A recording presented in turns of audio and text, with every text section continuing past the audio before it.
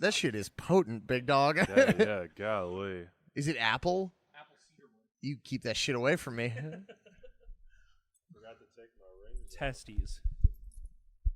Give it to me again, Ian. Testes. More. Testes. Balls. Balls. In. I was telling one of my friends in a Discord call on my way here. I was like, Dawson's voice is the bassiest voice I've ever heard on a podcast. Yeah, I discovered today that that Dawson is a double bass. Yeah, that's Like for vocal real? range. Yeah. Wow. That's Yeah. Have you ever heard George Daniel from the 1975 talk on a podcast? No. He's the only person I've ever heard who has a deeper voice than you, and I still think you might have. Have you ever him heard beat. George Ezra of Budapest by George Ezra? I have heard that song. That's a great song. He's kind of got it. No, I hate that song. That song is like my MK Ultra trigger. Oh man, what you didn't think of that when you were in Budapest? Oh, no. Well, what's funny is Maddie brought up, when we were in Budapest, Maddie brought up, like, she's like, do you think when that song came out, they were, like, so stoked? like, oh, my God. Like, Budapest mentioned. I live there. Holy fuck. I don't think George Ezra is a double bass.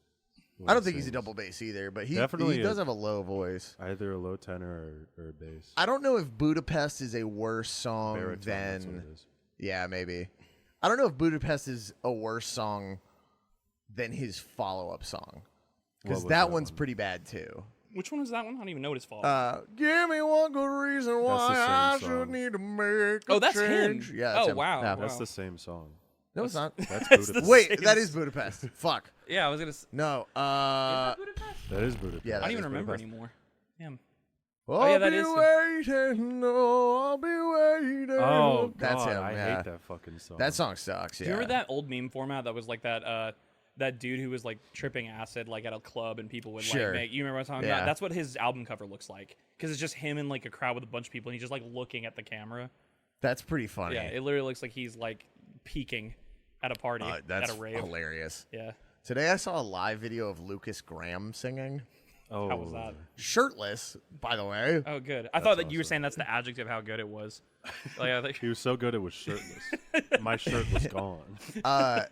I mean, if you asked me how it was, the answer could be Be shirtless. shirtless. Like, that's all I'm saying. it is true. First of all, he has like insane diaphragm control, and seeing somebody do it with their shirt off, I was like, "Oh shit, I've been doing this wrong for a while." Yeah, where they're doing the thing with like the chest and everything. Dude, it was Yeah. impressive. Still don't know if his music is good, I but don't he's like a it. really talented vocalist. Yeah, he's a great very entertainer. talented guy. I'm not a big fan, but he's a great Yeah. entertainer. Yeah. I thought he sounded like ass on his big song. Fucking. 60 years. Yeah, but No. can you imagine? Oh, if, Lucas Graham. I'm thinking of Louis Capaldi. Yeah, I hate Lucas Graham. Oh, are you talking about Someone You so Loved? much. Yeah, Hey, you don't like that song? I don't like that song. I also once I was 60 years old. once I was 7 years old. I fucking hate that He's song. a really okay, but can you imagine if like He's a good he singer, had like but I Taking Back fucking Sunday hate that song. instrumentals under him? Like that would kind of rock ass. He's also- Oh, he's I'm also sure a it's band. happened. There's like 5 bands that I can think of off the top of my head who I think have done that. Our Last Night being probably one of them. I don't know. He's also a band. Like not it's gonna- not like he's not one guy with a backing band. Like that's the name of the band is Lucas Graham. No way. His it really? name is Lucas Graham Forkhammer. So he's like Travis Porter, but of that music. Sure. Sure. Yeah. I Y'all remember just- Travis Porter? He's similar to Toby Mac. Yeah. I think Toby Mac is one guy. No, Toby Mac is 2 guys. No, it's Oh one wait, guy. no. Sorry, DC Talk is 2 guys. DC Talk was 4 guys. No, really? Yeah. What were the other 2 guys doing? Yeah, I don't know, but Toby Mac is the one we're talking about. Right, of Yeah, course. 'cause Yeah. that's why he's Toby Was Mac. there a and they're DC Talk reunion? Probably. I think that. Well, no, I think they still tour. I think there's still a thing. Oh. But I think they've done shows with Toby Mac, like kind of like the whole like Oh, no. so and so with so and so. You know what I mean? Yeah. Oh no. But it's at like Christian festivals usually. I think Lucas Graham should break up and stop making music and perform. Do they have official members, or I mean, They there do. is one. Yeah, Dawson, this is news to me. You were I a didn't- little deceiving by saying His name is still Lucas Graham. Yeah, I thought it was No. Lucas Graham. Graham It's is just his part of middle his name. Yeah. Graham is his middle name. Forkhammer is his last name. Forkhammer? Forkhammer's crazy. It's a way better name than Graham. Yeah, that that's what should I have was- been the name of his band. Well, Yeah. if you hear if you hear a band called Forkhammer, you're gonna imagine it's like, oh, it's like fucking black metal or something. But no, then if you call it Lucas Graham, it's like, oh yeah, I don't know, dude. People made it's the wimpiest shit I've ever some heard. people started a band called Ghost, and it sounds like that. yeah. Well, Yeah. Ghost is Scooby Doo. There's nine people in a band called Ghost, and it sounds like the opening of True Detective. So like, I thought you say it sounds like the opening of True Confessions. that too, yeah. Both of those things. Yeah, Mhm. but I fucking hate Lucas Graham. God damn, that band is terrible, and their music sucks. That man taking is terrible, shots. and the band's music is also bad. You're I taking don't- I don't- serious shots, Dawson. I don't know if the man is terrible. I just know that he writes songs that It just get sounded on my like you nerves. said that. It sounded like you were like that man is terrible, and That the band is man, ass. that man is terrible. That man is terrible. Boy, that man sucks ass. Not in the cool We should way. probably introduce ourselves. It's Hey. been 5 minutes. Welcome back to This Ain't a Scene, It's a Podcast. I'm one of your hosts, Dawson. I have he, him pronouns, and there are 2 other people in this room with me if you hadn't caught on already. Zach Bagans. I'm Carson Pace. I had sleep paralysis last night for the first time in like 3 years. Oh, awesome. I have he, him pronouns also. One of those things I just said is more interesting than the other. And with us today, we have our very special guest. Long time coming, short time existing. Yeah. His existence on this earth, while short, will be quite meaningful. It's not going we're to go killing you on tonight. for much longer. This is the last thing you're doing. How old are you? Yeah. 30? I'm 30 as of this year. Oh man, yeah. I'm But totally somehow gonna I was kill you. thinking about that on the way here. I was like, I'm not the oldest person who's been on this podcast. I just realized. It's Lovejoy. Yeah. Well, who are you, honestly. first of all? My name is Ian Joshua Riley. I hired an attorney this morning, and I spilled Chipotle on myself about 5 minutes ago, and on Carson's No, floor. you did not spill Chipotle on yourself. You spilled it on my floor. Yeah, you got like 1 grain of rice on you, and the rest was Hey, on the I got floor. sour cream on my Nike Huaraches. Oh, boo-hoo. What Yeah, are your I know. pronouns? I'm really Huaraches? upset about it. I What are spent you- money on these. What are your pronouns, shorty? He and him, but you can call me whatever you like. Wow. Just don't call him late for dinner. Just don't call me late for Say. Chipotle. Yeah. I will call you late for dinner because you were 2 hours late. Yeah. You know what's funny is like I think it was Andy from Harm who determined the metric, but like I just saw Dracula Float 3 out there. Oh yeah. Sorry. Do not click on An- Dracula Float 3. Andy, Do not click on it. Andy Clower, Andrew Fielding Yeah. Clower on the internet. He was like, you know what's really impressive about how like your tardiness and your time management? I was like, what? He's like, you're always like reliably 2 hours late. Yeah. Like it if I is give you a almost time, exactly 2 you're hours. never gonna be there on time, but you're never gonna be there later than 2 hours. Yeah, I mean, Like, earlier I told you 5, hoping for Yeah. 7, but you're like, I have meetings around then. I was like, yeah, all which is right. funny because I rescheduled most of those meetings too, which is kind of funny. Like, but I have God damn it. What have you been up to? What have you been doing? I have a daughter and a wife, and we were trying to get Boring. my daughter. Cringe. Next. Not good enough. Snooze fest. You better have been in a car accident or something. Nah, I was similar. I was at Chipotle ordering Being something married from is the like a drive-thru. car accident. Yeah. I hate my wife. The old ball and chain. The old By cock that, and I mean my balls. digestive tract after I ate Chipotle. That's awesome. You were at Chipotle ordering the drive-thru. And then I realized I didn't have a drink and I didn't want to buy one there, so I went to the Quick Trip down the road to get Oh. not sponsored but Splash Fizz, 0 sugar, 0 You calorie. love these little fuckers. These are amazing. Yeah. It's sparkling water, but it looks like cherry Coke. We're Isn't gonna that bleep crazy? that And it out. tastes even better. Yeah. Yeah, You no, can bleep that out. I've had to do the, I don't know. I just like the idea of having 0 sugar soda right now makes me want like real soda. Mhm. So I've been just like Get that. no, I haven't been Yeah. doing 0 sugar soda at all. Oh, you haven't been doing. Okay, no, gotcha, yeah. no, I've been doing pre-workout instead of just like any hmm carbonated beverages at all. Yeah. Which pre-workout does stink on ice, but Yeah. whatever. What are you Yeah. gonna do? Also, it doesn't rot your teeth like carbonated beverages. I thought that True. was the sugar, But apparently, It's I the went carbonation. I just went to the beach with my family this past week, and my mother was like, it's the carbon. She was a dental hygienist for like years, and she was like, it's the carbonation that rots your teeth. And I was like, Mom, how? It's like bubbles. And I looked it up, and I was like, wow. I was like, hey, sure enough. I mean, I'm gonna rot my teeth. They're all gonna fall out, but I get my bubbly drink. And I get That's my- right. Yeah. Life, it's all about compromise. Like I marriage. get my funny bubbles. Yeah. Your relationship with soda is very much similar to marriage. It's Yeah. so similar to marriage. Dude. Hey, It's like, let's list the reasons out. No. yeah, it's like I won't have any of it, but when I do, it'll be on my terms. Yeah. Oh yeah. Awesome. That's who Let's I go. am. Anyway. And I'll swear it off for a short amount of time, but I'll be back, baby.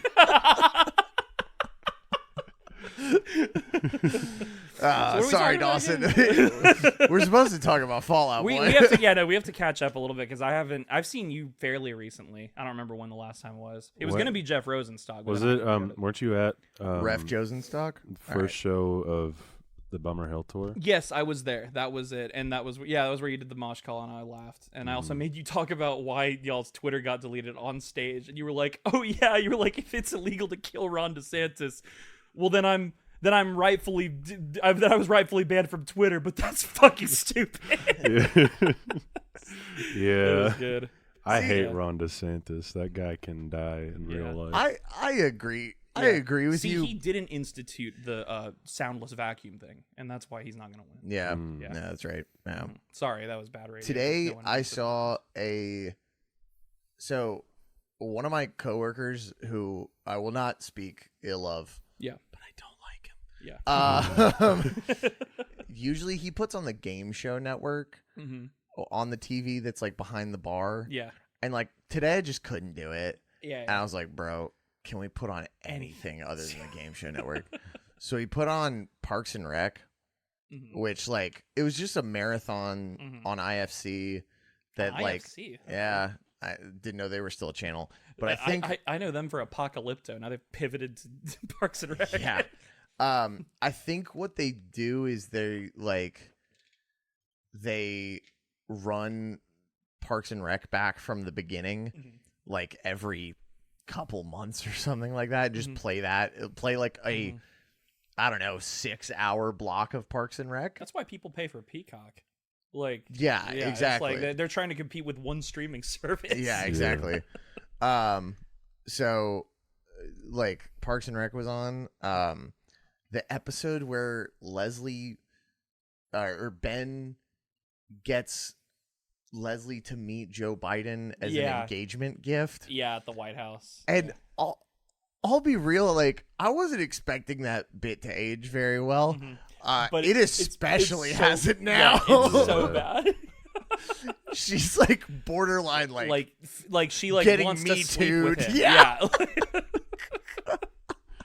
She like fucking is fangirling over. she does Joe everything goddamn short of Biden. fondling his bait and Well, tackle. I Like- love that like that was the era of TV where like y'all know exactly what I'm talking about. This is really funny, but like that sweet pocket of like 09 to like Yeah. the early 2010s where like all like the everything you don't like about that one AJR album is what television Yes. was. And it was like corporate Democrat like shill kind of stuff. Like Mhm. and it was like What do I like about that AJR that was what album? you call I don't remember what you Wait, said, but like it do was you like like something about an AJR album? I mean, I probably, did, and I yeah. tried to get Carson to like it, and he reasonably did, and I understand why. But it, Do you it makes still sense. like it? Yeah, I think that You'll album's stick to your actually- Dukes Which on it? album? It was OK Orchestra from 2021. I actually think that record's very good. Damn. There's like 6 songs on it that are incredible, and some of it's kind of boring, but like, yeah, no. Dawson, you're a life raft to me Yeah, right I now, know. baby. You don't understand. I gotta hang on to you. texted Carson 2 days ago, and I was like, "This is gonna be the most IJR text you receive from me." But the new Ken Mode album and the new Ed Sheeran record are fucking awesome.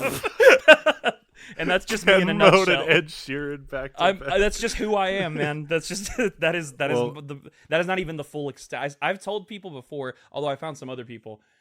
I think I might be the only person who listens to like Ed Sheeran and like this it's like this like East Asian collective of like heavy like Talking prog about the artists. No. No, it's Oh, like this okay. no name band that I've been trying to show you. Actually, I wanted to show you later tonight. Oh, okay. But as like my gym workout playlist, like it's like the disparity is unreal. But there was that sweet spot in television where for some reason like it was like pre-Hamilton, but like all of the all of like the very like Democrat like president people and like politicians were like basically in comedy and stuff like that, they were like all venerated as like heroes for some reason. So like one of the funniest things about Parks and Rec specifically to me is not even just Jonathan and I were talking about this the other day, Jonathan Washburn, and the Joe Biden thing's really funny, but what's even funnier to me is that on her desk, Leslie Knope has two pictures. She has a picture of Hillary Clinton and Margaret Thatcher like next to each other. God. Oh, Lord. It's like you honestly can't write it, but in a way that has aged better, but not for the reasons they intended it. You know what I mean? It's very funny, Yeah. for sure. I mean, like, Harris Whittles wrote on that show and was like a R.I.P. R.I.P. One of the greatest writers in television, arguably. Comedic genius, and I think there had to be some tongue in cheek with the Margaret. Oh, Thatcher that's what I'm thing. saying. Yeah, that's what I'm saying. There had to be like a little like, okay. Yeah, it's like we know Leslie Knope is Girl a strong, power or independent whatever. woman, but it's also at the same time like the extent to which they reach for it is really amazing. I love that you know who Harris is. Oh, He's yeah, of legendary, course, of dude. course. Like he's just He's awesome. It's R.I.P. he's so sad he's gone. We are gonna do a whole hour of this after the real podcast. So why don't we just hop into the song? Yeah. First of all, Ian, what is your relationship to Fall Out Boy? Oh fuck! Remember how I'm 30? Yeah. That's it. No, well, that's so awesome. That's part of it. They're one of the first favorite bands I had in this kind of space of music. I'm 30, so I'm older, but I'm not cool enough to have like been on the train at Take This to Your Grave. A lot of people younger than me will claim that they were, but they were in like second grade. You know what I mean? And I get it, but to me, I had a really magical kind of discovery of them when they really started to blow up in the mainstream because of what happened with Sugar We're Going Down and just Cork Tree in general. And I was in a Baptist private school at the time when that album came out. Let's go. So I had this friend, I don't remember his name, but he was like the only like the token guitar kid at the private school I went to, which meant like the only way we could know. Yeah, what kind of guy would ever be like that? I just wasn't that guy, even when I got into public school and joined bands. Because they were like, Scott Siegel and I talk about this all the time, but he was that kid who was like, he was like into Metallica and he had like long hair and he like brought his guitar to school. And I was in bands, like learning guitar, but I was like in post-hardcore bands and stuff in like 9th grade, but I wasn't like, I almost didn't want people to know I was a musician. I didn't want people to like think I was that guy. And I was still like a nerd. But in private school before that, I knew this kid. He had like red hair and he was like skinny and white. So I mean, it was not Carson. Was it Carson? Yeah. But he would bring his guitar to school, and I thought he was really cool because he'd actually play it, and I didn't know how to play guitar. And I remember one day he missed school, and I thought he was sick. And one of my other friends who was like, "Oh yeah, his parents like it's like his birthday, so his parents are like taking him to the Masquerade to see Fall Out Boy." And I was like, what is that? Like I was like, what are either of those words that you said to me? So I didn't know about the Masquerade yet. They were playing in Heaven at the old Masquerade. This was 05. It was insanely sold out from what I understand. Like I don't even remember what the tour was. I couldn't tell you who the support was. It would have had to be on Cork Tree. It was Cork Tree. That's why it was like so sold out, was because it was so like, the support would have been Motion City and possibly the Academy is early on.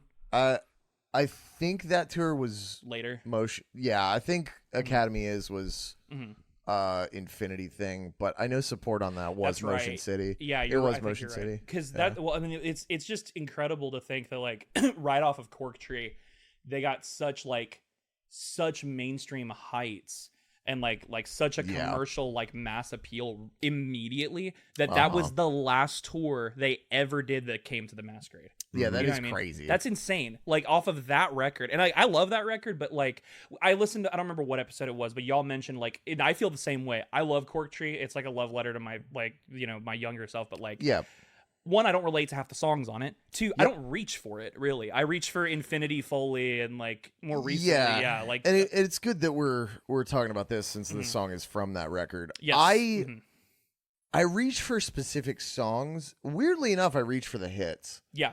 Dance Dance. Yeah. You can't really call XO a hit, but Great song though. Fan great favorite. song. Yeah. Yeah. I Slept with Someone in Fall Out Boy. No, I gotta say, yeah.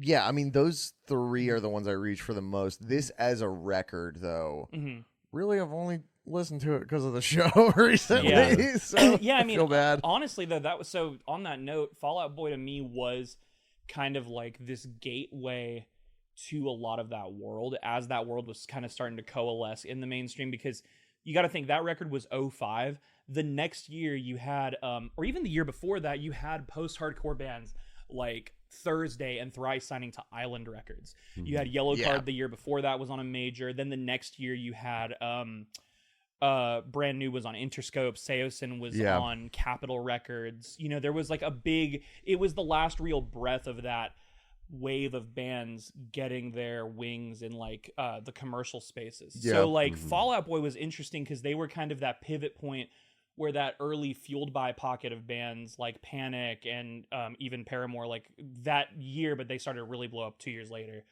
was they were kind of like in my mind, they were like the last band to like truly cross over the way they did and then maintain the longevity they had, other than maybe like Paramore, and maintain the size they did. Because were you at that show?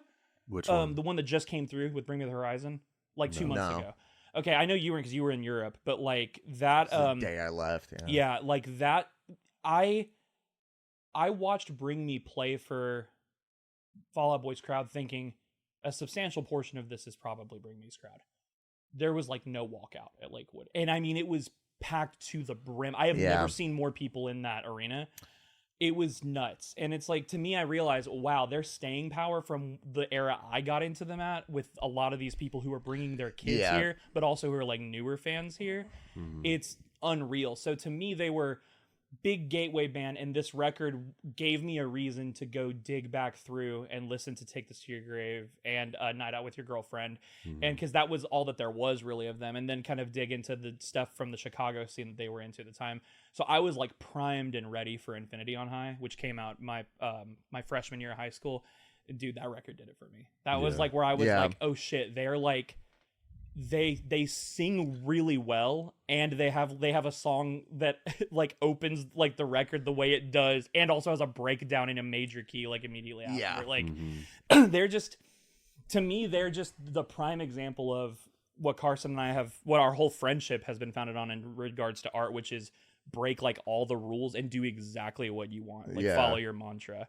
So so this song to me is like one of my favorite songs from this record. Like I legitimately, when Carson said this is the one we're doing, and I was kind of like, oh, but I want to do for now. But like I was like, nah, it's fine, because like this song fucking rules. So. And which song is that, Carson? Oh, this song is called Champagne for My Real Friends, Real Pain for My Sham Friends. And here's a snippet of it. And it's over. Look at that. We're in sync with it now. Yeah, that's awesome. This song's a little weird. I wanted to bring that up. It's a little strange. It starts in one key, and then it decides to just be another one. That's like one of the first things. It's in one. One of my and then notes, another. The first thing is main riff different from everything in different key. Well, and there's a video where Joe Walsh is talking about Life's Been Good. Yeah, he's talking about Joe Biden. He's talking about Life's Been Good, and he's like, I had this riff. I can't do Joe Walsh, but I'm gonna try it. I had this riff, and then I had this thing, and those are two different keys, and then but it's just in there. Life's Been Good is an 8-minute song, gentlemen. And like in that context, you don't really notice how jarring like the different keys are, because that song starts in one key, goes to another key, goes to another key very quickly. This is interesting. It kind of feels like putting, like when you're a kid, you're putting GarageBand loops together. And you're like, it's the same tempo, so it works. Like, why would it not work? I don't understand. And then the chorus is also like very different from the rest. And even within the chorus, the melodies change a lot. Yeah. And I really like that. That's a big thing that draws me to them and to other artists. There's like 4 hooks on this song, which is pretty cool. I think the interesting thing about all of the different components of the song and how different they all are is Mm-hmm. you don't really notice that they're all so different until the chorus ends and it goes back to that first Yeah. riff. Absolutely. Until you're on a Fall Out Boy podcast. Yeah. Like the first time I listened to this song today, I was like, Mhm. like the chorus hit and then the main riff came back and I was like, And all you're right, like, that's what? Yeah. hold on a minute. Yeah, exactly. Because like going from the main riff to the verse to the pre-chorus to the chorus, it sounds pretty seamless, and then you reset it, and it's like it's all buck wild. it's almost like getting slapped. Right, and that's honestly one of the things that like I think I got really lucky growing up in the era of music I did right before I started my first bands, because that established a precedent. So there was an episode, I remember, Dawson, where you kind of voiced how I feel about pop punk really well, where it's like you don't hate it, but it typically has to be mixed with something else, where it's like you have to like you kind of, it doesn't really do anything for you because it's just kind of one dimensional. That's kind of how I always felt about stuff in those spaces. And like I agreed with what Carson said too about I love bands like New Found Glory, but New Found Glory is essentially like, what did you say? I don't remember. What would you describe New Found Glory? Like same era of band, but like Did I call them a band that sounds like a pixie stick or something? no, like that? no, you called it like, it was like essentially like not corporate pop punk, but like something like Oh, well, that was a Keegan Bradford thing who said like Fall Out Boy was the cream of the crop, but Right. like New Found Glory was the band that you could potentially be. right, Like yeah. New Found Glory was attainable. New Found Glory to me was like, I thought they were really cool for like what they did in those earlier eras. Like, and this will all make sense, like the way I'm like juxtaposing. I know this, it but will. like it's like I know I like to. We're on a podcast with you. It's I gonna know. take forever to Brooks get to the pointed point. out It's that fine. 80% of what I said, or like what I say in daily conversation, is prefaces, and he's right. So, Yeah, like, and the yeah. other 10% is tangents. So Yeah, and somewhere in there's like a 0.5% that's the point, and Yeah, I yeah, get yeah. to it eventually. Yeah, I'm good yeah. at closing all the tabs. But, yeah, like, yeah, yeah. New Found Glory was one of those bands that kind of established like it was cool that they hadn't really bands in hardcore, because they came from like hardcore and like straight edge hardcore and spaces like that. But they kind of established the whole, what if we took this kind of like stylistic thing with music, we made it major key, and we wrote songs like Britney Spears style songs, but in the vein of like the music we came from. And I thought that was really cool, instead of trying to just rip off Blink-182. You know what I mean? Yeah. But the model they created and the bands that followed after that never interested me. I liked them. I liked some of the bands that came in their wake, like Set Your Goals and like A Day to Remember in their earlier years. But like, I wasn't really a fan of like that wave of like what people call like easy core. But Fall Out Boy, early on, they established a precedent for me that was like, every single second like matters as like you're listening to the song, and it's like punch after punch. Yeah. Don't waste time with the music at all. Like Yeah. it's like, even when you're like when there is just music and no lyrics happening, you're excited to get to that point because you're pointing it out to your friend when you're showing them the car, and they're like, and dude, and then they go back to this riff, and then they have this riff that sounds like There's- Ignorance by Paramore, which came out 6 years later. You know what I mean? Yeah. Because it does. You know, the second riff, the little. Ba-da-ba-da-ba. I always think about that now in Yeah. retrospect. I didn't hear Ignorance and think when it came out and think, yeah. oh, it sounds like Fall Out Boy. Now I go back to Fall Out Boy and I'm like, Oh, that yeah. sounds like. Well, it's kind of when I ignorance, was on the drive here, I was listening to it again. I was like, man, I forgot how much I love this song. It's like, it's Yeah, dope. no. Like, and it kind of has this qualities. That you know? is and I think when I'm talking about not reaching for this record, I think part of that is I used to reach for it a lot when I was in, middle school. Right. This one, honestly, probably more than Foley and Infinity when I was that age. I think you got to have some years on you to get into the others. But oh yeah, I guess you probably were listening to those while they were all out. Like they were all like.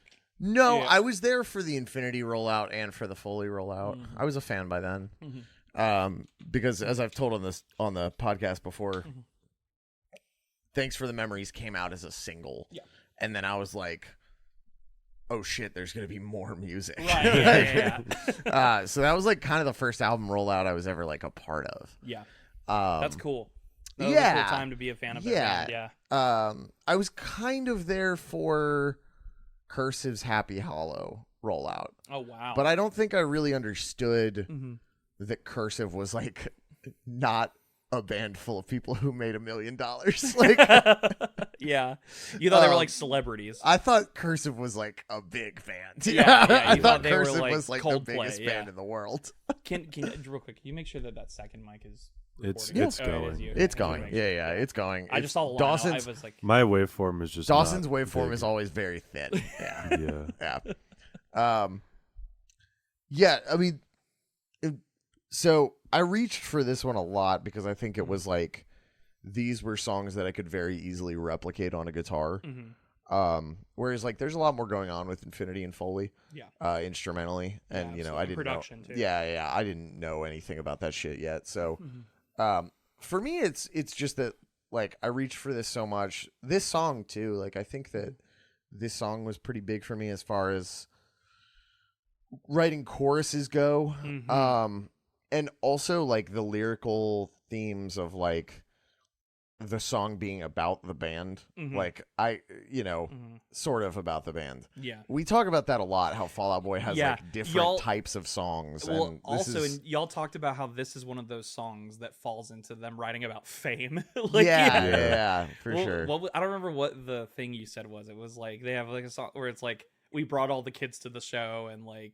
Or we're afraid everyone's gonna leave the show. Yeah. There's look at all these people we brought to the show. Yeah. Oh my god, what if all of them leave? Yeah. Dude, this one's in that weird middle ground where they're like saying we don't do this to bring people to the show, but we're happy you came. You know.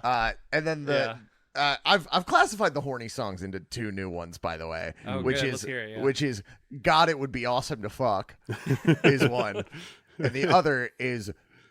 It would be awesome to fuck, but I am just going to jerk off. Yeah. That's the other The one. beginning of this has a little bit of that because it's like like I'm just the bed sheets on your wait, what's the exact line I had? I'm just the covers on top of your bed. Yeah, because he says that and it's like literally reminiscent of like 5 or 6 songs earlier on the record, like on Sugar We're Gonna like, I'm just a notch in your bedpost.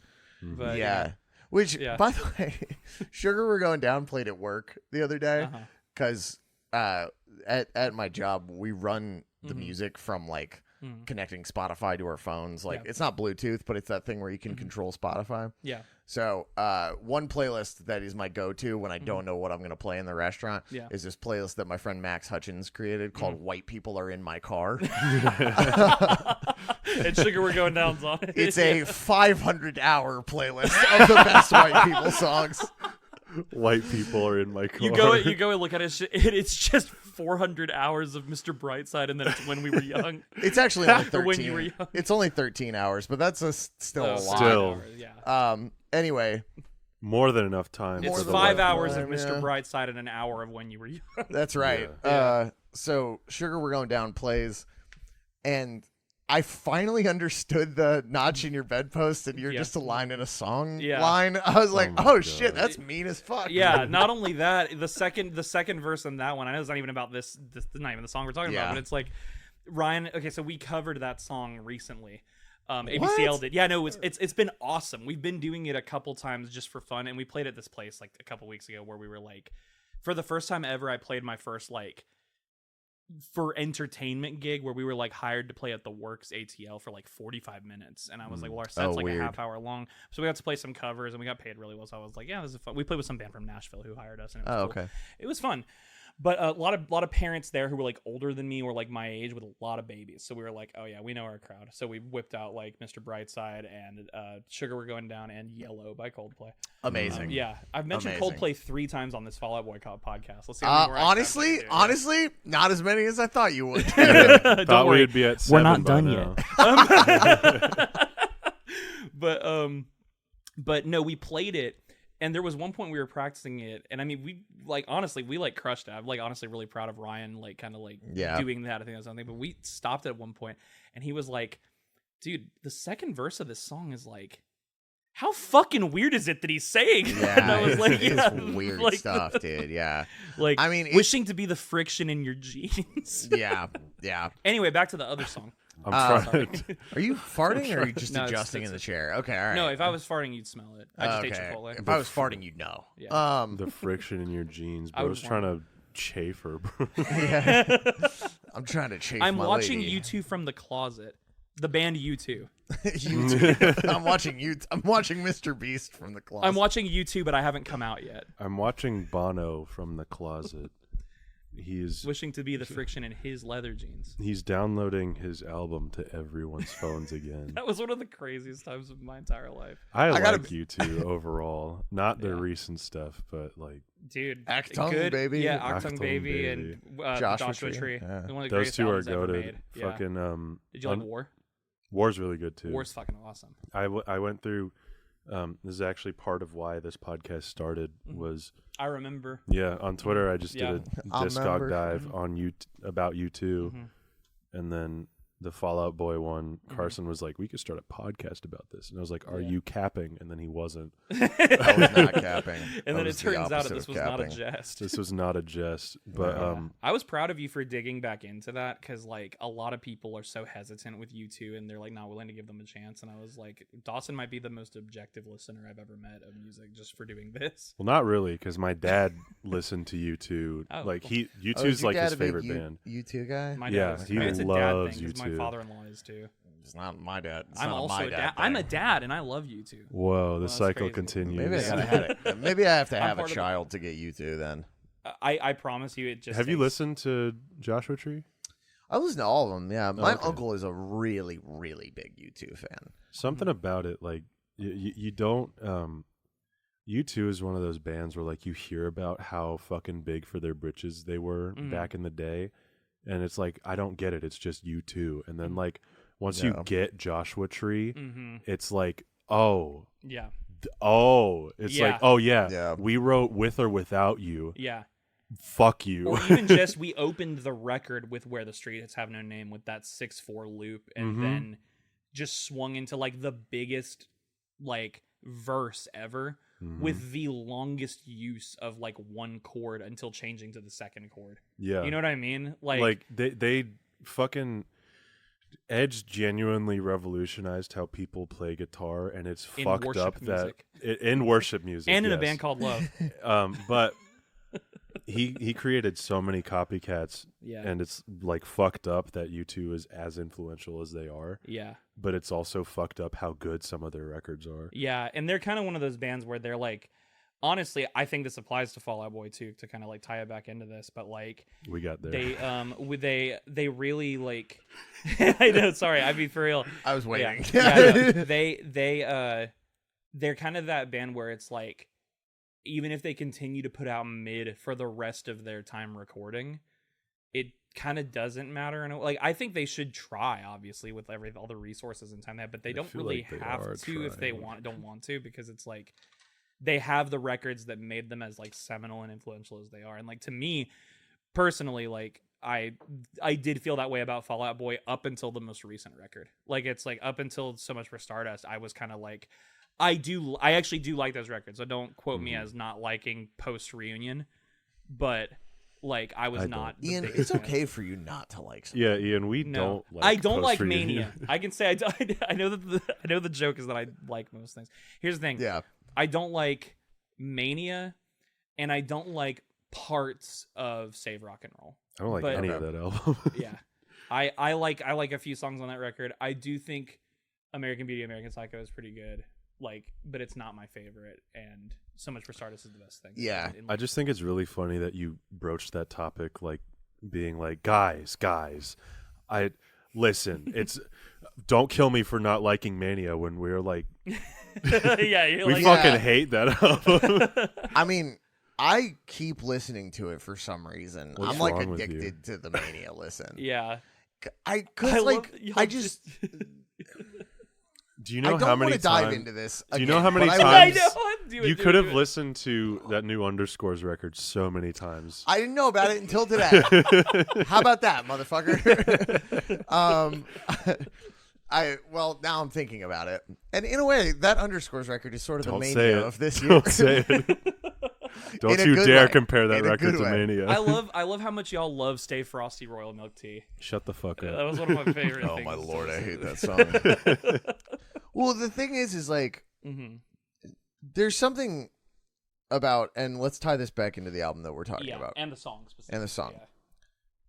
There are parts of this record that other people like and I don't Mhm. like today. For example, when we did I've Got a Dark Alley and a bad idea. Mhm. That when we did that one, Mhm.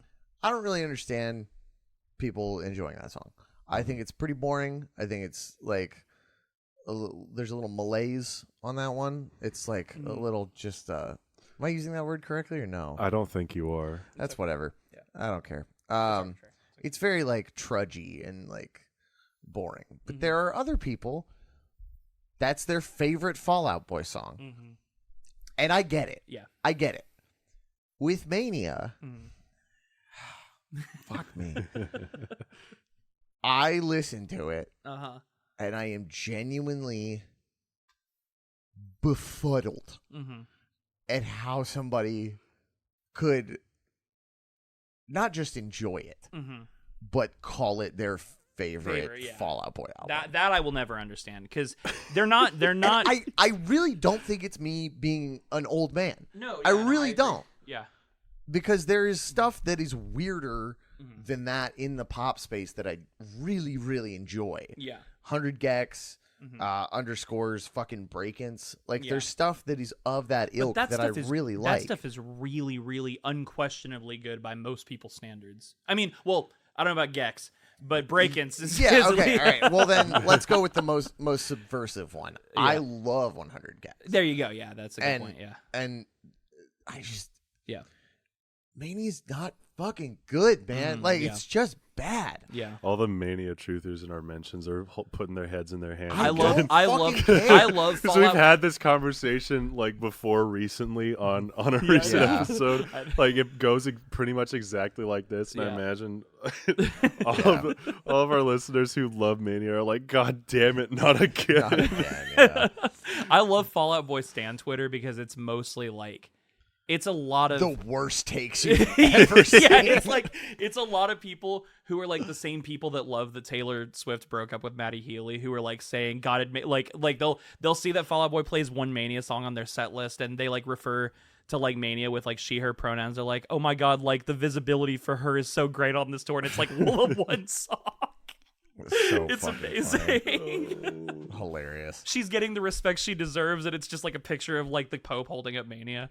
That's God. awesome. It's amazing. Sorry, Sorry, I'm not trying to call y'all out. I No, just no, think no. it's It's okay. funny. No, it's okay. Let's If you participate in that behavior on Fall Out Boy Stan Twitter, we don't have anything against There's you. a lot of No, people just that don't like listen that We to all album. love the same band. Yeah. Yeah. There's a lot of people that listen to the podcast that are Mania truthers. Yeah. And like Good. there are like Patreon subscribers who are Mania truthers, Yeah. and that's fine. And that's fine. And I love you. Yeah. Thank As you long for as the we money. have Carson's like, but you're wrong. as long as we have a mutual understanding that you will never convince us and we will never convince you. That's true. Yeah. But- let's On that note, though, like the you said earlier, and this is a big one for me because this is one of the reasons I like a lot of the newer stuff, but it's more prevalent on not only the pre-hiatus stuff, but on So Much for Stardust. The number of hooks and the number of vocal melodies that this thing has, like this is gonna be a weird. I think I've told you about this, Carson. I can't remember, but I know I've told like a bunch of people who I've worked with in songwriting or just something like that. But like I've always loved songs, and I'm just not even like me being like a music nerd or like liking songwriting and the craft of it so much. It's more like I have always been naturally drawn to really well-written songs that use like 3 or 4 distinct melodies, even within the same chorus, within the same pre-chorus, within the same verse. And the rule I always use when I'm writing like a song with someone, I'm like, I want this to be a good song. Even if it's conventional in song structure, I don't want it to be boring and just like, here's the verse, here's the drop, here's the chorus. Like even some of my own songs have had that where I'm like, I like what I made, but I'm like, we could have used more variety in the vocal melodies. And the rule I always use is the Part of Your World, like from The Little Mermaid, like literally that song, because that song has 4 extremely distinct melodies that all get stuck in your head that are so good. And the Disney songwriters who wrote that absolutely fucking just went in on that song. It's insane. Fall Out Boy in this particular sound space. like Jordan Peterson on our podcast. About The Little Mermaid. Yeah, I know. But like, it's like She's a little girl and she wants to be a human. All right, sorry. It's You fine. start crying. I'm just like, yeah, and I'm just like single tear. Yeah. But like, no, I enjoy the the variety in this song so much, specifically just like in the second half of the chorus. It's like it's such a cool like earworm of like even just the first pre-chorus is like it's so different from the rest of it. And it goes to that weird chord, like the Hillsong controversial fifth chord. You know what I mean? Like but that's what I'm saying. Like that kind of stuff was so prevalent in their early work, and I mean honestly stayed with them through Foley, that like that was what set a precedent for me early on. It's like I don't want music to be boring, and I don't want songs to be like this cookie cutter A-B thing. And they were just masters of, even if it was conventional, breaking it up not only with the riffage but like with the variety of melodies. And like I know half of that by this point in their career was like Patrick, because Pete was writing a lot of those, but Patrick it was really mostly shone a 50-50 split between the two of them. Was like because I'm talking about the melodies specifically, but I'm like you probably know. I'm not sure. Well, like musically, from what I understand, Pete had an idea of what he wanted the vibe to be. Right. Not necessarily to match the lyrics, but just like what he heard in his head, and Patrick would just kind of execute it and extrapolate off of that. Yeah, for sure. And then Joe didn't really start writing until post hiatus. Like that's crazy. Yeah, they there's an interview recently where Patrick's talking about Joe's like near exit from the band recently, where he's like we came back from a hiatus and Joe's like this full-fledged writer, and we just like weren't ready for it. He's like, I wasn't ready to give up control for that. So anyway, but at this point, instrumentally, the way that they pick chords and the way that they have like melodies around those chords is really fucking weird. Like from a little bit on this album to Foley, there's some stuff where you're just like, that is such a weird thing to go to. That's such a weird pick. Even especially harmonies wise. Even all the way to the B-sides right before they broke up. Like From Here on We're Enemies, like it's like they'll do like the open drop D minor thing, the A thing, and then the G chord, the little diminished chord, and then rise, fall. Like it's like all that kind of stuff was on this song. Serious nerd territory now. This is awesome. All that stuff is like on this song. Years before that song existed, before Foley or any of that. And it's cool because it's like you can pick all the cool like structural nuances that make the song cool. Like in terms of even just, I love that like for the verses, Andy's playing like open hi-hat like the entire time. It's so like boneheaded, but like it's cool. It's very like almost Dave Grohl. It's not quite as like thrashy, but like I love that like with all the structural stuff, like you're saying, it's like it's genuinely very weird and very colorful in a way. It's like it's almost like you have like a burger and then you eat cotton candy and then you chase that with like zucchini. Like that's what it feels like. You know what all I mean? in the span of 17 seconds. Yeah. Which has been done by Joey Chestnut. Let's move on to lyrics. Dawson, what stuck out to you lyrically? Definitely goodness, I forgot everything that has ever touched my ears. You're before. so awesome. You're so dope. I'm sure it's not everything. Every single thing that I've ever heard, I've forgotten in this very moment. We only do it for the scars and stories, not the fame. There's the fame line. Just classic Fall Out Boy. Fucking we're big, but fuck you about it. That was the line I was referencing when I was like, this is that sweet middle ground territory of their like, we're not doing it to bring people to the show, but like well, this is I think this is kind of a it sort of falls into the look how back we are category. A little bit, because it's like we're already famous and all that, even though they weren't. There's also this element of like predicting what you'll have to do when you're famous. Like the pre-chorus is I think about dating somebody for press. That's what I read the pre-chorus as, at least. We're friends just because we move units. Units. That doesn't feel like it's about the band. At least having like famous acquaintances that you are seen publicly with. Exactly. It sounds like one of Pete's girlfriends. Brendon Urie. Urie. You know what's really funny about that line? I love that line too, but like the the phrase "moving units," like about selling records, like that being a euphemism for that. I didn't know what that meant at the time, and I didn't know what that meant for so long until the first time I went to Glow in the Dark. And I don't know if you remember, but in the Glow in the Dark like kitchen, when there was in that studio, there were the 2 bathrooms on either side of the coffee. Yeah. And how one of them had the little man on it that just said, it had like the picture of the toilet, the little toilet man like from the bathroom door, and it said "move." It said in quotation marks with a. I like how you called him the toilet man. I called him the little toilet man. The little toilet You know? man. What would you do if there was Like, a tiny? he's You know that Mumford and Sons song's "Little Toilet Man." Yeah, exactly. You know that AJJ song "Small Toilet Boy." I love how much that genuinely tickled Carson. I love it when I say things that just. That got me. But Sorry. there was the Yeah. little toilet man, and then there was like a label maker with just all caps in quotation marks that said "moving units." Yeah, moving. And units, I was like, oh, that's the Fall Out Boy reference song, not Right. realizing it was a Yeah. euphemism for selling records. And I pointed out, I think it wasn't Goldman I pointed out to, it was someone there. And I Goldman was would like, have cooked you. oh, for I it. know, that's what I'm saying. I know it wasn't him because he would have absolutely just roasted the shit out of me for it. But I pointed out, I'm like, someone's a Fall Out Boy here, and they're like, what do you mean? And I'm like, the move, like, because we move units. And like I didn't even remember which song he was. They're like, it just means like selling records. I was like, oh, that song makes so much more sense.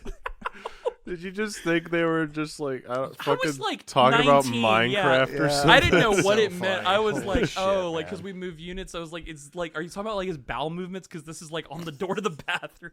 Because we Goddamn. move units. It's like, oh yeah, we push move your boxes balls. around. We move units like units of feces out my butt. Like Yeah, that's what I exactly. thought it meant for a second. I That's was like, awesome. oh, someone's a Fall Out Boy We're fan. friends just because we take big shits.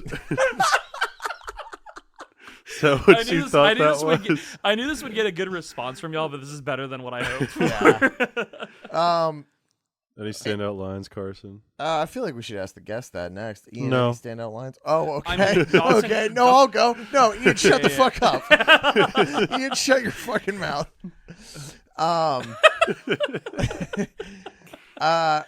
I really love the backless black dress Took my other one. because it's like Yeah. because it's like such a It's like such a alliteration. yeah alliteration, which is fun. Backless Backless, black dress. black dress, soaked to the skin.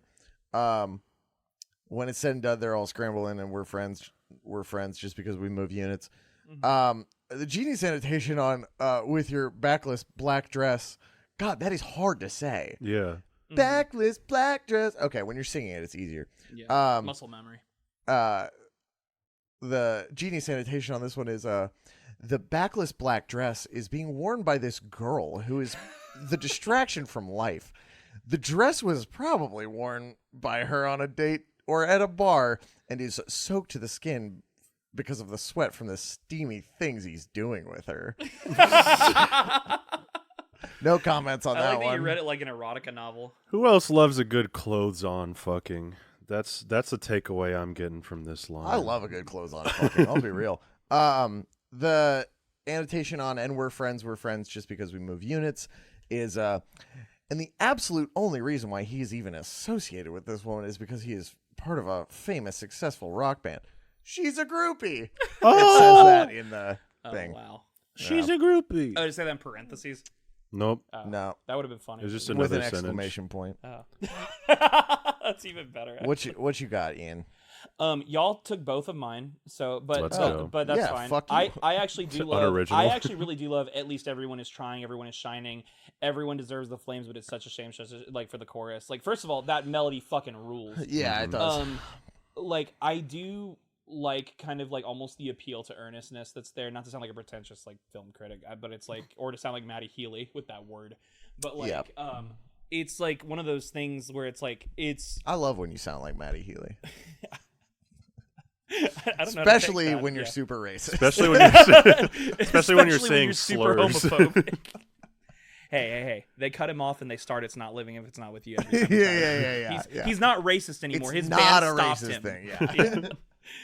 Adam Hand stopped it. No, but I really like that. I like that at least everyone is trying, everyone is shining line. I like what he's denoting. I like everyone deserves the flames, but it's such a shame. And like kind of like the weird like not dichotomy. What's the word I'm looking for? Kind of like the moral quandary that they find themselves at in a lot of the songs about fame, like where it's like Yeah. kind of like that's kind of what it's highlighting a little bit. This is more for the melody because I'm a sucker for melodies and less because of the line. But you know how like the right when the second verse starts, there's the make my ears hurt, like just it has like the major cadence. That major cadence is so sweet and so cool. Like I love the line, but like it's not necessarily. I think this is a good example of like them making the music make the line interesting, as opposed to the line itself standing on its own 2 feet. Can we talk about this? This is the first time we've had a wordy song in a while. Yes. Yeah. Like a lot of our songs on this recently have been like very simple, cut to the point, great lyrics, but there's not a lot of them. Mm-hmm. There's a lot of fucking words in this song. Yeah. Also, I love you. They say you want a war, you've got a war, but who are you fighting for? And like, and then the tide's out, the ships run aground, we drown, traitors in shallow water. Which that last part gets kind of almost so like hard. like it's very like we drown traitors in shallow water. it's not a million miles away from like the good to know if I ever need attention, all I need to do is die from Deja Entendu, like that kind of like we hold the mic bring the mic a little closer to your face. Oh yeah, sorry. Yeah. I forgot how 7Bs work. Yeah. But yeah, no, it's I like the dark imagery, but specifically just you want a war, you've got a war, but who are you fighting for? I like wrote that on like a notebook of mine once, like in high school. Oh, I'm pretty sure I did too. You know what I mean? Like, because I just it's so cool. And like I think you already said but like the whole chorus in general, strike us like matches because everyone deserves a flame. We'd only do it for scars. The story is not the whole chorus is like it's a classic case of what I love about them. And just good songwriting where it's like, even though you're not getting all the full breadth of all the goodness of the verses, you have the nice thesis statement and point in the verses or in the choruses. I mean, like and that fucking rules, especially when the melodies are like as good as that. I love anything like it's a cliche that hasn't been as done to death as some of the big rock cliches like save me from myself or you have the worst of me or shit like that. You know what I mean? But like I enjoy the wait, what? Is someone getting the best of you? Yeah, there's someone getting the best of the best. Yeah. Or what is it? You stab me in the back. Yeah. No, but like I love the striking matches imagery whenever it's used well, and this is another case of like it's used well, but also the melodies are helping it out a lot. Yeah. The whole song is like, I mean, it's just rich. Like it's not like in my top 10 of theirs lyrically, but it's a pretty solid example of even the stuff that like I don't always reach for is like banger like songwriting, especially back in this era, because like even on the songs that I'm not a fan of in this era, like there's usually something lyrically going on that I'm drawn to or that I think is interesting. And so like that makes the songs that I do like even better. Yeah. Honestly, I think with this record, it was kind of an era where there was like, for them, it was kind of like, I don't want to say it was quite like make or break for them. It probably was, but it's like this was them on what Island Records? Was this like they were major? Yeah. At this point, it was. At this point, no. Island was the. It was like next Island one. Def Jam, right? This is still Fueled by Ramen. Was it? Yeah. This is still Fueled by. Yeah. Oh wow. Okay, I thought they were on Island Sorry. for this one. Already. No, they're on Island for the next 6. Yeah, 6? That's crazy. They were still on Well, Island post hiatus? I thought their Island days over. I thought their Island days overlapped with Thrice and Thursdays. But this was that weird space for them where I think that they were like, let's just cram an album full of like as much as we can that's us. So for them at the time, it was as wordy as the songs could get, as witty as the songs could get, that as is colorful. a really good point. Yeah. It was basically like, we might not be able to do this again. And they didn't know how right they were about this with the way the state of the music industry was at that time. Because the real big clincher with like CD sales and stuff with major labels dropping these alternative bands that they signed at the boom of it in 03 and 04 really started to happen the couple of years following this record. But I definitely, you can almost feel like they were like thinking, we even down to just the naming of Our Lawyer, even just down to the naming of that song, this almost felt like they were saying, we don't know if someone's going to give us money to make a record like this again. Yeah. You know what I mean? Like, think about what that record budget must have been. So to me, the whole record has always felt like this really interesting like sandwich of like everything they could think of doing at the time. So that's why I think it's so wordy and so colorful. Not only that, but like it's everything that they are as a band. And then like I would call Dance Dance like one of the like obviously huge hit from this album. Oh yeah. Very strange song. Mhm. Very strange eclectic song Yeah. on this record though. Like I mean, Mhm. and it's interesting to like think about how like that is, other than Sugar, Dance Dance is probably the biggest song from this record. Easily. Mm-hmm. Yeah. It's just funny to think that this song and Dance Dance live on the same record, because Mhm. Dance Yeah. Dance is this like dark, weird fucking song with tempo changes and like it's all so dark. It's and like it's nuts. It's Can we nuts also to me. It's observe so how cool. that one has, it's as catchy and as like poppy as we know it being. It has like basically borderline like Gothenburg metal riffs in the Yeah. verses. You know what I Yeah. mean? Like just the way Yeah, it it's moves. crazy. Yeah. What It's very cool. Yeah, there's like trem picking in that song. Yeah. It's awesome. Anyway, we will now move on to the Reddit. Oh yes. I can imagine that the Reddit has good things to say about The this Reddit song. loves this song. Wow. Who could have seen that coming? Muffin Man 0002 from 1 year ago, his favorite record is Infinity on High. He asks, amp settings for Champagne for my real friends, Real Pain for my sham friends? Does anyone know the amp settings for Champagne for my real friends, Real Pain for my sham friends? I own a Fender Champion 20. Oh, that rocks. That's It's so awesome. good. I hate to say it, you're probably not going to get the same tone out of that. Yeah. Don't tell him that. I don't think he's listening. Personally, I don't think he's listening to this podcast. Recently, this was on the list of songs that they had never played live. Do we know if this was an 8-Ball song anywhere? I think it was. Let me Maybe. check. I feel like I heard that it was. I feel like everything that wasn't like on the set list was at some point or another. Not entirely true, because a lot of Mania songs still haven't been. a lot of played Mania throughout songs that. still haven't been played. Those aren't Fall Out Boy songs. So Much for Stardust hasn't been played. Really? That's true. Yeah. So Good Right Now. They still haven't played the title track. That kills That me. which that is was, that is fucked up. I will. I'm not gonna complain about our set list because we got From Here On We're Enemies, I'm so mad at you. dude. For the first time in history, like, I hate you. yeah. I don't want to talk about it. Or From Now On We're Enemies. No, I said From Here On. A fake fan. Yeah, But yeah, Wow. yeah. Um, It's almost like it's my favorite song and not yours. It's my favorite song. It's my favorite song. It's literally the song I wanted to come on this podcast for. But I'm still happy. You're gonna. It just has to No, come but like on the wheel. I will not complain. But I will say, title track of So Much for Stardust was the one song when Kelsey and I walked away from it. We were like, if they had just closed with that song, like it would have been perfect. 'Cause Yeah. it was like closing with Saturday was cool, but like we've seen it. Can I propose a theory?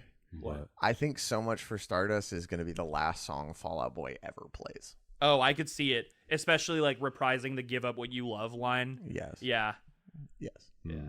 What would you trade the pain for? We're gonna have to wait a while for that to happen. Then it seems. Yeah, I because can't wait to listen to that song I don't think later. they've ever been more successful than they currently are, which is nuts I'm- to think. I'm about. I'm gonna- gonna push back on that. Really? Oh no, I might agree with Ian on that one. Yeah. Really? Being at that tour, that was bigger than them at their peak during Infinity on High and Foley. Like that was bigger. Even like the Honda Civic tour, I think it was bigger because it was like, I mean, think how big Lakewood is. It was like packed Lakewood's to huge. the brim. I'm serious when I say I thought there was going to be like, okay, a third of this crowd's leaving after Bring Me the Horizon. No one. Like, I mean, if it was like 12 people maybe that left. Yeah. No walkout. Yeah. I have like pictures of it. I took so many You and pictures I- of just the crowd. You and I saw Bring Me play a pretty packed amphitheater last year too. We saw them at a Maris. That was huge. And we've seen Fall Out Boy play at the Hella Mega Tour. We saw them at Truist Park That's together. right. And they Yeah. and to be honest with you, that was not a very full show apart from the No, yeah. floor. Yeah. And there Um, was walkout after Fall Out Boy. there was was still a lot walkout of after people Fall there for Out Boy. Green Day, but there was a lot of walkout after Fall Out Boy. There was a I lot don't. of I walkout still after don't Fall know. Out Boy. I still don't know if I buy that this is the most successful they've ever been because like because like fucking Centuries hit Mhm. with American when like that whole album like Centuries and Uma Thurman were like both on the Hot 100. Oh, sure. But Yeah, but but this is When- measuring two different things. if you're I talking think. Yeah. ticket sales, Yeah. Ticket like- sales probably definitely. That's what I'm now. talking about. 'cause if yeah, we're- if we're, and like, that's the overall only metric success, that I actually would- matters. yeah. yeah, so. let's if like for the sake of the Let's argument, define what we mean by yeah, success. let's so for the sake of the argument at a band of their size, like Let's measure it just in dollar amount they actually earn. Whatever residuals they get from Uma Thurman and Centuries, which is a lot. Like, let's not pretend like they don't get something from that. The label still makes a solid majority of that. Mm-hmm. Even if it's like a 60-40 split, they might even get the majority split. Who knows? It's Fall Out Boy. But You like, also- you know, like, You also got to think about, like, they have this whole generation of fans that got into them because of Centuries, yeah. and they were probably too young to go to shows until the So Much for Stardust rollout. Yeah. That was You know the what I case. mean? They said during the show, they were like, how many of y'all have never have seen Fall Out Boy before? How many times is your first time seeing Fall Out Boy? And like, dude, I mean, not quite half, but like a solid chunk. It was like hands roaring, and this is a really cool thing to see.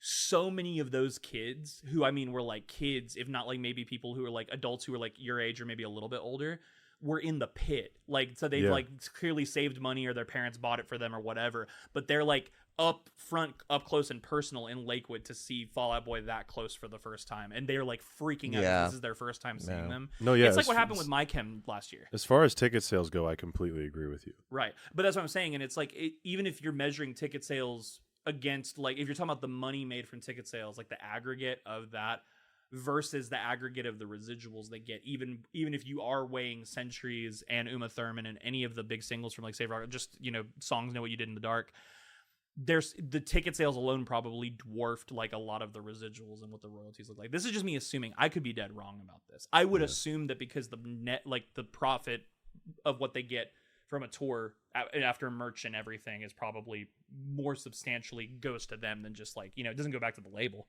It would depend on what their label contract looks like. Definitely. And we don't know that. Right. I do. I don't. Whoa. Ian Joshua Riley, Fall Out Boy Insider. You see, I signed them, so no, it was Johnny Minardi. Shout out Johnny Minardi. He's one of the best in the business. He signed the band Camino. Wow. Yeah. Wow. And a lot of other artists too. Johnny heard Minardi did like everybody. Yeah, I've heard of the band Camino. I haven't heard of Camino, so It's a planet in Star Wars where the clones were cloned. Yeah. manufactured. Yeah, Camino. Except it's spelled with a K in Star Wars. Mm-hmm. Yeah. Interesting. Yeah, they made a bunch of clones of the bounty hunter Jango Fett to fight against the Galactic Senate of the Republic, or for the Galactic Senate of the Republic. I was confusing that with Played by the band, Tamura Morrison, who is also famously in Aquaman. And in also the Star Wars spin-off Boba Fett, because Boba Fett, you see, is not Jango's biological son, but a clone. but I heard a clone that show was that ass. aged in regular time. Yeah. Now, there's also a band called Camino, but theirs is spelled like the Spanish word. Okay. Or the word from Breaking Bad, whichever one you learned the word from. I learned the word from Star Wars episode 2. The Reddit doesn't have much else to say about this. I looked it up, by the way. It was not an 8-ball song. Wow. Surprisingly. That's crazy. They should play this one. Yeah, I'd be interested to see this. If this was my 8-ball song, I wouldn't be mad. totally hate it. I wouldn't totally despise it, I suppose. I would have rather been there for West Coast Smoker, obviously, but That's right. Or Pavlov, or my favorite fucking Fall Out Boy song ever, From Now On We Are Enemies. That's one of the greatest songs ever written. I maintain that. You're right. It's You're literally right. and not only is it, to tie it back into this song, as far as all the variety, the number of hooks, the number of strange melodies, and the way they change, this song you could argue is like the alpha version of like what eventually like From Now On We Are Enemies is. Yeah. You know what I mean? By Like, alpha, you mean like the alpha, the- not the alpha like the better version. Like I'm talking like the very first build before Yeah, the no, no, beta no. gets It released. took to me the a second public. to realize dominant what you're version. saying. Yeah, no, the dominant version. Yeah, no, this is like this song is honestly extremely reminiscent. If you put them side by side structurally, it's extremely reminiscent of that. And if you put Pushing the Pink Envelope by the Callous Cowboys next to From Now On We Are Enemies, you will be disappointed in me. You want to rate this thing? Get out of here? yeah. Because we've been going for an hour and 8 minutes because We Ian have Riley is on the show. Oh, we're gonna have a great time. Yeah, I'm having a blast. Biased. I'm having a blast.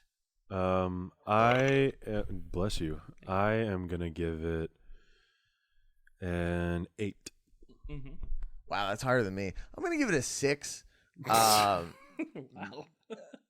Closer to a 7. Uh-huh. I love it. It just doesn't do a lot for me at this age.